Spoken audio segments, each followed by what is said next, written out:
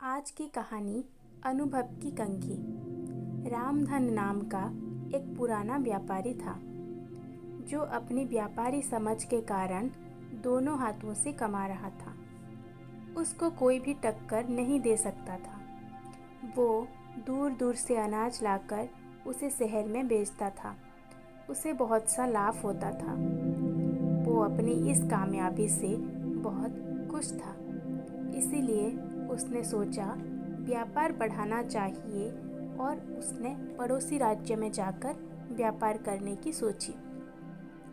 दूसरे राज्य जाने के रास्ते का मानचित्र देखा गया, जिसमें साफ साफ था कि रास्ते में एक बहुत बड़ा मरुस्थल है।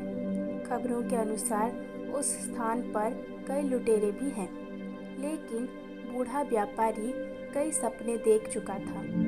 उस पर दूसरे राज्य में जाकर धन कमाने की इच्छा प्रबल थी।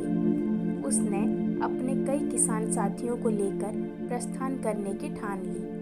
बैलगाड़ियां तैयार की और उस पर अनाज लादा। इतना सारा माल था जैसे कोई राजा की शाही सवारी हो। बूढ़े रामधन की टोली में कई लोग थे, जिसमें जवान युवक भी थे और वृद्ध अनुभवी लोग जो बरसों से रामधन के साथ काम कर रहे थे।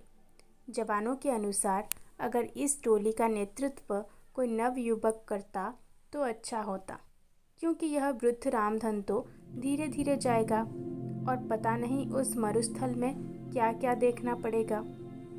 तब कुछ नौजवानों ने मिलकर अपनी अलग टोली बना ली और स्वयं का माल ले जाकर दूसरे राज्य में जाकर व्यापार करने की ठानी। रामधन को उसके चहेते लोगों ने इस बात की सूचना दी। तब रामधन ने कोई गंभीर प्रतिक्रिया नहीं दिखाई। उसने कहा, भाई, सबको अपना फैसला लेने का हक है। अगर वो मेरे इस काम को छोड़ अपना शुरू करना चाहते हैं तो मुझे कोई आपत्ति नहीं है। और भी जो उनके साथ जाना चाहता हो वो जा सकता है। अब दो अलग व्यापारियों की टोली बन चुकी थी, जिसमें एक का नेतृत्व वृद्ध रामधन कर रहे थे और दूसरे का नेतृत्व नव युवक गणपत कर रहे थे। दोनों की टोली में वृद्ध एवं नौजवान दोनों सवार थे। सफर शुरू हुआ। रामधन और गणपत अपनी अपनी टोली लेकर चल पड़े। थोड़ी दूर सब साथ साथ ही चल रहे थे कि जवानों की टोली तेजी से आगे निकल पड़ी और रामधन और उनके साथी पीछे रह गए। रामधन की टोली के नौजवान इस धीमी गति से बिल्कुल खुश नहीं थे और बार बार रामधन को कोस रहे थे। कहते कि वो नौजवान की टोली तो कब की नगर की सीमा लांघ चुकी होगी और कुछ ही दिनों में मरुस्थल भी पार कर लेगी और हम सभी इस बूढ़े के कारण भूखे मर जाएंगे। धीरे धीरे रामधन की टोली नगर की सीमा पार करके मरुस्थल के समीप पहुंच जाती है। तब रामधन सभी से कहते हैं, यह मरुस्थल बहुत लंबा है और इसमें दूर दूर तक पानी की एक बूंद भी नहीं मिलेगी। इसीलिए जितना हो सके पानी भर लो। और सबसे अहम, यह मरुस्थल लुटेरे और डाकुओं से भरा हुआ है। इसीलिए हमें यहाँ का सफ़र बिना रुके करना होगा। साथ ही हर समय चौकन्ना रहना होगा। उन्हें मरुस्थल के पहले तक बहुत से पानी के गड्ढे मिल जाते हैं, जिससे वे बहुत सारा पानी संग्रह कर लेते हैं। तब उनमें से एक पूछता है कि इस रास्ते में पहले से ही इतने पानी के गड्ढे हैं, हमें एक भी गड्ढा तैयार करना नहीं पड़ा। तब रामधन मूंछों पर ताव देकर बोलते हैं, इसीलिए तो मैंने नवजवानों की उस टोली को आगे जाने दिया। यह सभी उन लोगों ने खुद के लिए तैयार किया होगा, जिसका लाभ हम सभी को मिल रहा है। यह सुनकर टोली के विरोधी साथी खिंचवा जाते हैं और अन्य रामधन के अनुभव की प्रशंसा करने लगते हैं।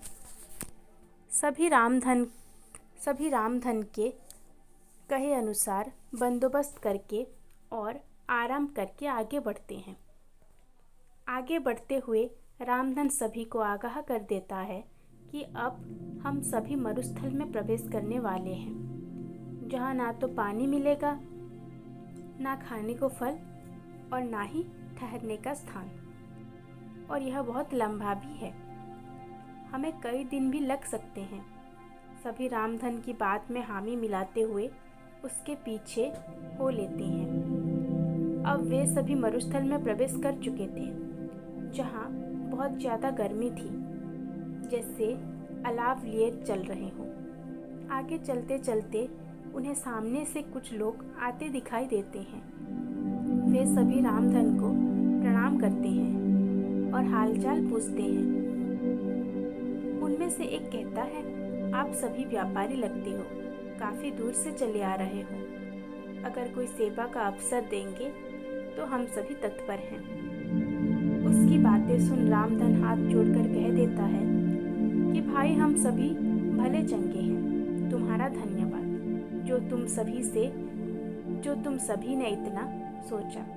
और वे अपने साथियों को लेकर आगे बढ़ जाते हैं। आगे बढ़ते ही टोली के कुछ नव युवक फिर से रामधन को कोसने लगते हैं कि जब वे लोग हमारी सहायता कर रहे हैं तो इस वृद्ध रामधन को क्या परेशानी है। कुछ दूर चलने के बाद फिर से कुछ लोग सामने से आते दिखाई देते हैं, जिनके वस्त्र गीले थे, और वे रामधन और उसके साथियों को कहते हैं कि आप सभी राहगीरी लगते हो और इस मरुस्थल के सफ़र से थके लग रहे हो। अगर आप चाहो तो हम आपको पास के एक जंगल में ले चलते हैं, जहाँ बहुत पानी और खाने को फल है। साथ ही अभी वहाँ पर तेज बारिश भी हो रही है। उसी में हम सभी भीग गए थे। अगर आप सभी चाहो तो अपना सारा पानी फेंककर जंगल से नया पानी भर लें और पेट भर खाकर आराम कर लें। लेकिन रामधन साफ ना बोलकर अपने साथियों से जल्दी चलने को कह देते हैं। अब टोली के कई नौजवानों को रामधन पर बहुत गुस्सा आता है और वे उसके समीप आकर अपना सारा गुस्सा निकाल देते हैं और पूछते हैं कि क्यों वे उन भले लोगों की बात नहीं सुन रहे और क्यों हम सभी पर जुल्म कर रहे हैं। तब रामधन मुस्कुराते हुए कहते हैं कि वे सभी लुटेरे थे और हमसे अपना पानी फिकवाकर हमें निसहाय करके लूट लेना चाहते हैं और हमें यही मरने छोड़ देना चाहते हैं। तब वे नव युवक गुस्से में दांत पीसते हुए कहते हैं कि सेठ जी, तुम्हें ऐसा क्यों लगता है। तब रामधन कहते हैं कि तुम खुद देखो, इस मरुस्थल में कितनी गर्मी है।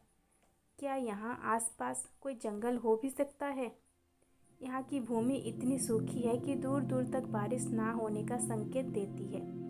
यहाँ एक परिंदे का घोंसला तक नहीं तो फल फूल कैसे हो सकते हैं। और जरा निगाह उठाकर ऊपर देखो, दूर दूर तक कोई बारिश के बादल नहीं है। ना ही हवा में बारिश की ठंडक है, ना ही गीली मिट्टी की खुशबू। तो कैसे उन लोगों की बातों पर यकीन किया जा सकता है।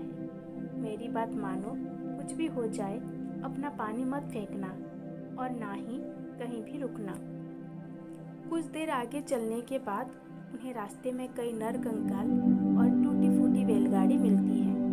वे सभी कंकाल गणपत की टोली के लोगों के थे। उनमें से एक भी नहीं बचा था। उनकी ऐसी दशा देख सभी रोने लगते हैं, क्योंकि वे सभी उन्हीं के साथी थे। तब रामधन कहते हैं कि जरूर इन लोगों ने तुम्हारे जैसे ही इन लुटेरों को अपना साथी समझा होगा और इसका परिणाम यह हुआ। आज जिन्हें अपने जीवन से हाथ धोना पड़ा। रामधन सभी को ढाढ़स बंधाते हुए कहते हैं, हम सभी को भी यहाँ से जल्दी निकलना होगा, क्योंकि वे सभी लुटेरे अभी भी हमारे पीछे हैं।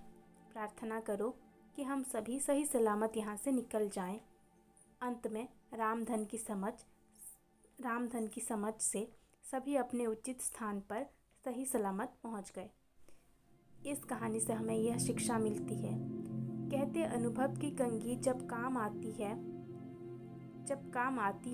जब सर पर कोई बाल नहीं बचता। अर्थात अनुभव उम्र बीतने और जीवन जीने के बाद ही मिलता है। अनुभव कभी भी पूर्वजों की जागीर में नहीं मिलता।